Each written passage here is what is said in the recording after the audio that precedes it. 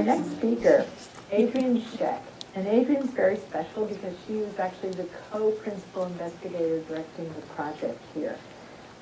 She is the principal investigator in neuro-oncology and neurosurgery research at Barrow Neurological Institute. Work in her laboratory has two major goals. The first is to devise a novel therapeutic regimens to improve survival and minimize side effects for patients with malignant brain tumors. To this end, her laboratory has been studying the use of the ketogenic diet for the treatment of malignant brain tumors.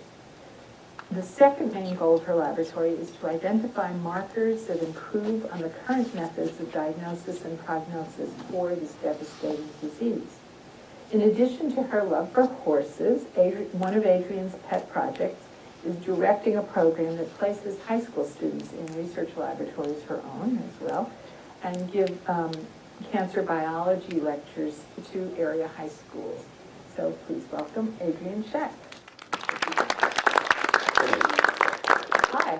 Well, I don't have any pictures of me as a baby. I can tell you I wanted to be a scientist from about as early as anybody can remember. So I can't say that anything really inspired me. I guess I was born with it or dropped on my head or something. But what I'd like to tell you about is actually some of the work we're doing in cancer therapy, because I think it's showing that cancer therapy is really going from what used to be just let's use poisons to a lot of other newer things. It's an incredibly exciting time. So here's a brief history of cancer treatment. Cancer was actually first described about 15 to 1600 BC. And at that time it was reported that there really was no treatment that was available, just palliative treatment. Palliative treatment meant if the tumor was really big and on the surface, somebody would try to cut it off and hopefully the patient would survive. At about 1900, radiation was discovered, and shortly after that, it was discovered that that could actually help fight cancer. So radiation therapy actually started in the early 1900s. In about the 1950s, people learned from nitrogen mustard work during the World War II and found out that that actually would work as a cancer therapy too. So chemotherapy actually started in the 1950s. And of course, a huge amount has been done on chemotherapy and radiation therapy since then. The thing to remember about both of those therapies is that not only will they kill cancer cells, they will kill normal cells. So there's a lot of side effects, there's a lot of issues. The idea is that they kill cells that are dividing quickly, cancer being a cell that divides quickly, and cells that are copying their genetic material, because cells that divide quickly have to copy their genetic material. So people started looking at combinations of therapies. Well, gee, if this one works and that one works, what happens if we use both of them? And that, of course, is better. How many of you guys know somebody who was treated for cancer? Raise your hand. How many of you guys know somebody who was treated with cancer with only one treatment? Okay. A couple hands went up. Most of the hands didn't. Most people are treated with multiple treatments. A new thing that's come out, actually it's not that new, but it's kind of a buzzword now, is targeted therapy. So we have combinations of therapies that are basically poisons, but now they're looking at things that are targeted therapies. We know a lot about the genetics of cancer. We also know that the more we learn, the more we find out there is to learn. But if you find a problem in a cell, an abnormal thing in the cell, you say, aha, that's abnormal. Maybe I can make something that'll target that abnormal thing, and that's a targeted therapy.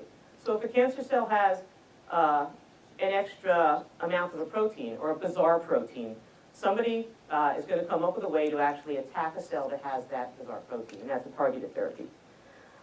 Some of those are based on immunology, some of the antibodies that Chuck told us about. So there are actually antibodies that people have used to look at whether they can use that to kill cancer cells. Some of them are pretty effective. A lot of them, unfortunately, aren't. That started in about the 1990s. And now we've got new buzzwords, personalized, and the newest buzzword, precision medicine, which is the same as personalized medicine. What that means is you take a piece of tissue, you take it out, a tumor tissue, you take it out, you study that particular tumor, you find out what's wrong with that particular tumor, you go to a shelf and you say, this tumor has aberrant gene A. Here's a therapy for aberrant gene A. Let's take that and use it. So each tumor would be tested to determine what the best therapy is. Well, that is somewhat useful, and it's really just starting as we've gotten better and better and better at analyzing tissue faster. But here's the problem. This is actually a piece of tumor tissue. And in this particular tumor, this is a brain tumor, and we were looking for a particular genetic aberration. Aberration is a fancy word for screw up. All right, so we're looking for a particular aberrant thing on those cells. And it happens to be a piece of the chromosome's missing. What doesn't really matter. The way we're going to find it is we actually have these little colored probes, these little fluorescent probes, and you heard a little bit about that. And you should have 2 green dots and 2 red dots in all of your cells. So we have 2 copies of every chromosome, and one of them, we've got the top one labeled green and the bottom red. So what we want is 2 copies of the top and bottom. Obviously this one has 3 greens and 1 red. Not normal. This is a tumor, so I guess that's okay. Here's another one. 2 greens, 1 red. It's not the same as the first cell I showed you, but it's also not normal. Aha, 2 and 2. And it might not look like 2 and 2, but there's a yellow dot there. When you put a green and a red spot together, they make yellow. So that particular cell looks normal with respect to this particular test. And so does this one. But they're all tumor cells. So now here's the problem. Oh, sorry, there's one more. Okay. So in comes our targeted therapy. And our targeted therapy is targeted to cells that have, is this going to work? No.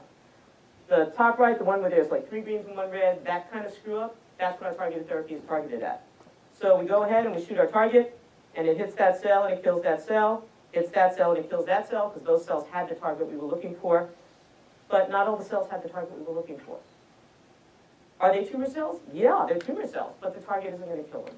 So the problem with tumors, the fancy word for this, if you want to go to your friends and parents and say something fancy, heterogeneity, different genetics.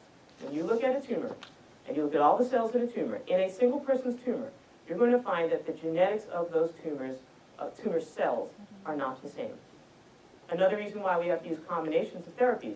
One therapy might kill cells with a particular genetic screw-up, but the cells without it won't die, so you have to have another therapy.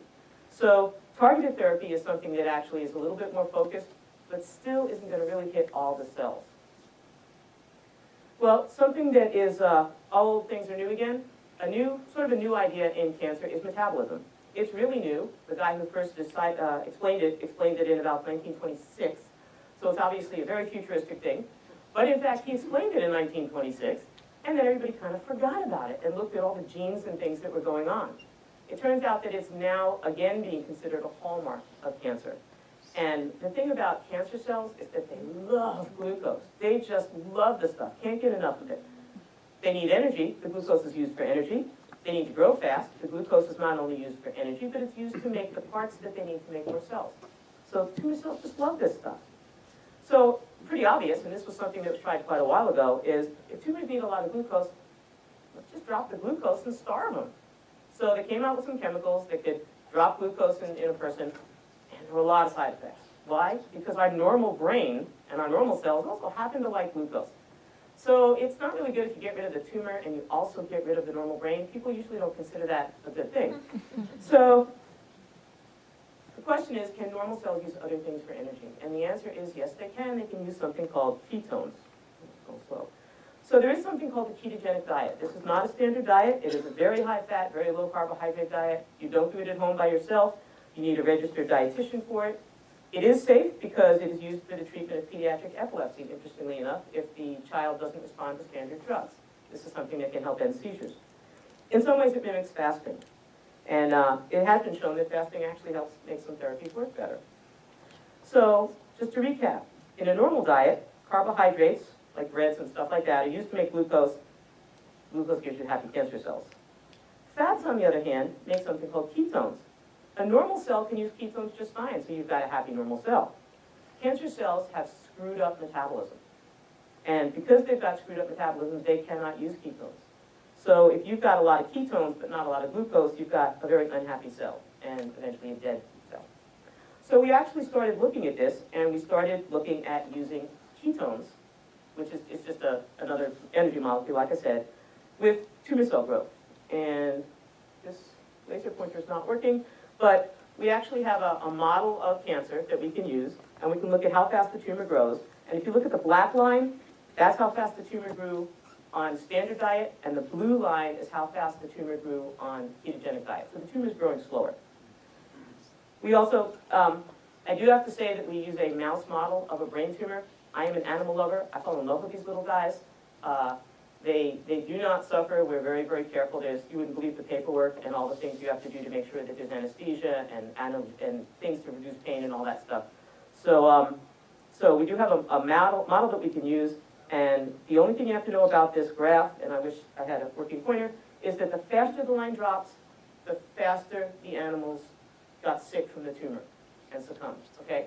So if you look at the animals that were fed standard diet, that line drops really fast. Ketogenic diet, the animals live longer. If we added chemotherapy, like the kind of chemotherapy brain tumor patients get, the black line is standard diet plus chemotherapy, the green line is chemotherapy plus ketogenic diet. Again, it makes the therapy work much better. So not only are we starving the tumor cells, we're making therapies work better. When we added it to radiation, we actually cured 9 of 11 mice of their tumors. So basically increasing ketones and reducing glucose in the blood, because this particular diet does that. It increases survival when it's used alone, when it's used with chemotherapy, and when it's used with radiation therapy in our animal model. But we've found other things that make it really worth looking at. It seems to reduce swelling that happens around the tumor, which is very important, especially in the brain, because we've got a skull that doesn't really like it when things swell. It reduces the formation of new blood vessels, which is something pharmaceutical companies have been coming up with chemicals to do that. And it actually also may affect other therapeutic targets. It may do other things that are really good against the tumors. And it doesn't appear to increase side effects, as far as we can tell. So there are people who have tried this.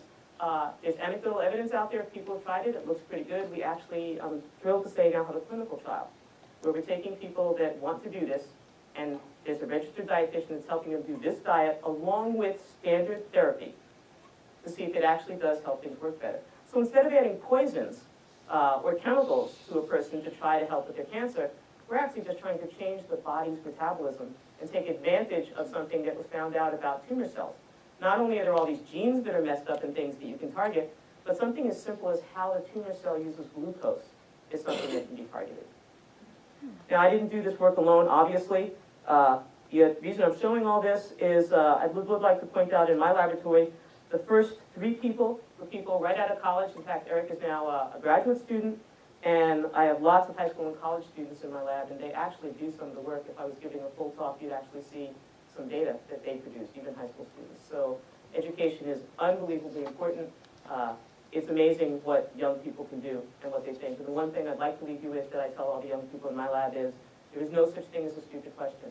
In my lab, if you don't ask a question, you get called on and beat up. If you do ask a question, you get praised. So students in the room, please ask as many questions as you can. When we're done, blast us with questions. We love it. Thank you.